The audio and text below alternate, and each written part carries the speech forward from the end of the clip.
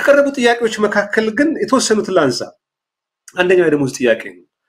ለሐኪሞቹ የሚከፈለው የደሞዝ ጥያቄ በቂ አይደለም ካለው የዋጋ ግሽበት የኑሮ ውድነት አንጻር አንድ ጀማሪ ሐኪም ዶክተር 13000 ተቆራርጦ ምናልባት ከታክስ ጋር ከሆነ ከዛም ሊያንስ ይችላል 10000 ቢደርሰው ምናልባት 7000 ቤት ኪራይ ቢከፍል የልጆች ትምህርት ቤት አለ የዕለት ጉርስ አለ እንዴት ይሆናል? ይህን ጥያቄ ይሄን ፍትሃዊ ይሄ መኖር ያለ መኖር ጥያቄ ነው ዶክተሮቹ ያነሱት። አንድ የብልጽግና ካድሬ ምናልባት በየሰፈራቸው ያለው የቀበሌ አመራር ካቢኔ አባል ስንት እንደሚከፈለው እንዴት እንደሚኖር መዝኑ። የብልጽግና ካድሬዎች ራሳቸውን ልጆቻቸውን ይወዳሉ። ከፍተኛው ባለስልጣን ለብልጽግና ፓርቲ ቀረብ የሆኑ የጦር መኮንኖች እንዴት እንደሚኖሩ ታውቃላችሁ። በቪኤት መኪና እየተንደላቀቁ በወታደር ታጅበው በቦሌ ዙሪያ እንዴት እንደሚተሸነሹ ልጆቻቸውንም እንዴት እንደሚወዱ አውሮፓና አሜሪካ ልከው ነው የሚያስተምሩት። ሲያማቸው ባንኮክ ታይላንድ ነው የሚታከሙት። ታዬ ደንዳ እንደገለጸው ኢትዮጵያ ውስጥ የሚገኝ ሕክምና እንኳን አይከታተልም። በኢትዮጵያ ህዝብ ባጀት በኢትዮጵያ ህዝብ ገንዘብ ነው። ልጆቻቸውንም ይወዳሉ። ጥሩ ትምህርት ቤት ያስተምራሉ። ልጆቻቸውንም ሲድሩ ተመልክተናል። ድል ባለ ድግስ እንደው ለአይን በሚገርም ሁኔታ ኢትዮጵያ ውስጥ ነው እስኪባል ድረስ ያ ገንዘብ ከየት መጣ? ፈጣሪ ጠይቀው። የብልጽግና ካድሬ በየሰፈሩ እንዴት እንደሚኖሩ ተመልከቱ። የዶክተሮቹን ጥያቄ ሚዛን ላይ ያስቀምጡ። 19 ዓመት ኢትዮጵያ ያስተማረችው ዶክተር በዚህ ደረጃ የመብት ጥያቄ ሲያነሳ 6 ወር የሰለጠነ ካድሬ ደግሞ የሱ የበላይ ሆኖ በየሆስፒታሉ በየጤና ተቋም አዛዥ ናዛዥ ሆኖ የመብት ጥያቄ ያነሳ የትርፍ ሰዓት ክፍያ የጠየቁ በሲዳማ የሚገኙ ሆስፒታሎች ሲሰሩ የነበሩት ሜዲካል ዳይሬክተሩን ጭምር እኮ የታሰሩ። ይህን ከአካባቢው ነው መረጃ ያገኘነው። በስም ጠቅሰን ነው ኤምኤስ መረጃውን ያሰራጨው። ዛሬስ የታሰሩት እነ ዶክተር ሄኖክ ሌሎችንም ማንሳት እንችላለን። ለዛ ነው ሚዛን ላይ እናስቀምጠው። እነዚህ ካድሬዎች እንዴት 6 ወር የተማረው ካድሬ የበላይ ሆኖ እንዴት እንደሚኖር እና ሕክምናው ባለሙያ ያነሳ መብት ጥያቄ ሰላማዊ ህጋዊ ስልጡን ንቅናቄ ነው። ይህ ንቅናቄ በህዝብ ሊደገፍ ይገባል።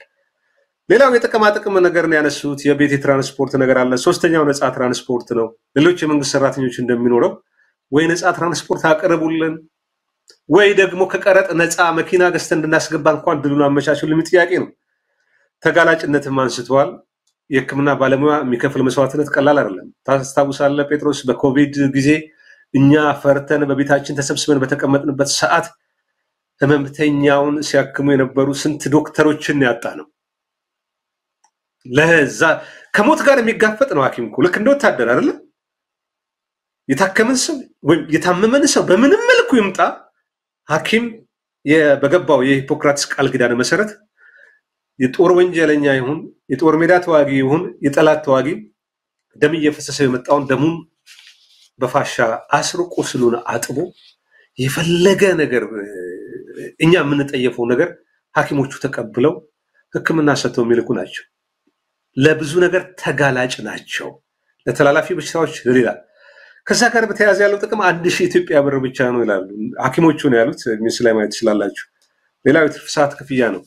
ያስገረመኝ ነገር አለ። ሐኪሞቹ ዶክተር አቤልም ሲናገር በትርፍ ሰዓት እንሰራለን፣ በትርፍ ሰዓት የሰራነውን ካድሬዎቹ ወደ ኪሳቸው ያስገቡታል። ጥያቄ ያነሱትን ሰዎች ያስፈራራሉ፣ ይዘልፋሉ፣ ይሳደባሉ። ገንዘቡ አይከፈላቸው። ይሄን ማንሳት ያስቀስፋል። እንዴት ነው አንድ የጤና ተቋም አንድ ሆስፒታል በብልጽግና ካድሬ የሚተዳደረው? ይሄ የሚያስገርም ነገር የህክምና ባለሙያው የተማረ ጠፍቶ ነው ወይ? የህክምና ዶክተሬቱን ይዞ በአስተዳደርም በሶሻል ሳይንስ የተማሩ ብዙ ሰዎች አሉ፣ ካድሬ ያልሆኑ። ለምንድነው በእነዛ የማይመራው? ብልጽግና ስንቱን ፈርቶ ይችለዋል? የጤና ተቋማት የሙያ ነፃነታቸውን ይፈልጋሉ። ሌላው እንግዲህ ትምህርታችን እንድናሻሽል መንገዶች ይመቻቹ። የትም ሀገር ኢትዮጵያዊ ዶክተር ከሄደ እጁን ተስፎ ነው የሚቀበሉት፣ በጎረቤት ሀገርም ጭምር።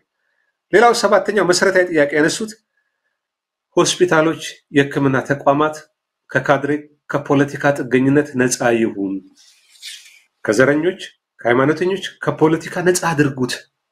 እኛ ወደ ሆስፒታል ሲመጣ ማንም ሰው መታመሙን እንጂ ከዛ በስተጀርባ ያለ ማንነት አናይም ነው የሚሉት ሐኪሞቹ። ዘር አይጠየቅም፣ ብሔር አይጠየቅም፣ ሃይማኖት አይጠየቅም። አንድ ዶክተር ወይም አንድ ጤና ባለሙያ አንዲት ነርስ ወደ ሐኪም ቤት ስትሄድ ስምህን ጠይቃለች፣ እድሜህን ምንን ያመመነ የምትለው የማንዘርነ ምንድነው ምናምን ነገር የለም።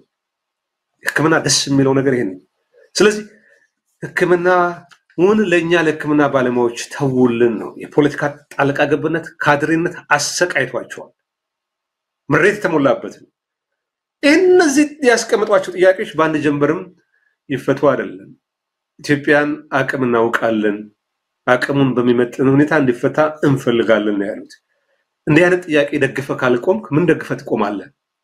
ኢትዮጵያ መምህራን ማህበር፣ ኢትዮጵያ ህግ ባለሙያዎች ማህበር፣ ኢትዮጵያ ጋዜጠኞች ማህበር እንጥራ፣ ሌሎችንም ኢትዮጵያ ሴቶች ማህበር፣ እንግዲህ የሙያ ማህበር ካለ ኢትዮጵያ የጤና ባለሙያዎች ማህበር ያነሱት ንቅናቄ ተገቢ ነው፣ ፍትሃዊ ነው፣ ሊደገፍ ይገባል።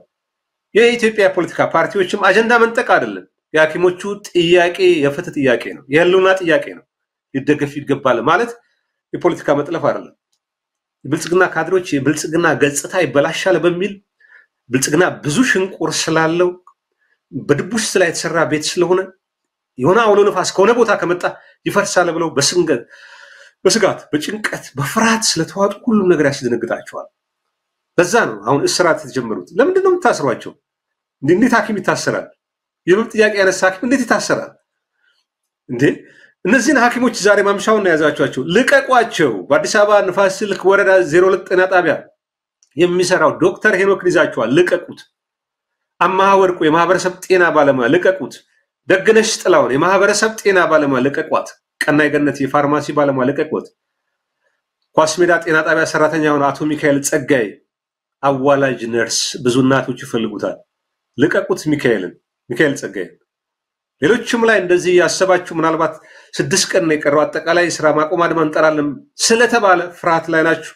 አደባባይ የወጡትን ሰዎች ከፌስቡክም ከሚዲያ ቦረንጦ ለቀማችሁ በአድራሻ ፈልጋችሁ ለማሰር የምትሽቀዳደሙ ያስተሳሰብ ድኩማን ብትታረሙ መልካም ነው። ኢትዮጵያዊ ዶክተር ኢትዮጵያኖች የሚኮሩበት ኢትዮጵያዊ ዶክተር በስንት ልፋት የተገኘ ውጤት ነው እንዴ። በትምህርት ልህቀቱም እኮ በነጥብ ነው ተለይተህ ዶክተር የምትሆን። ውድድሩም ፈተናውም ከባድ ነው።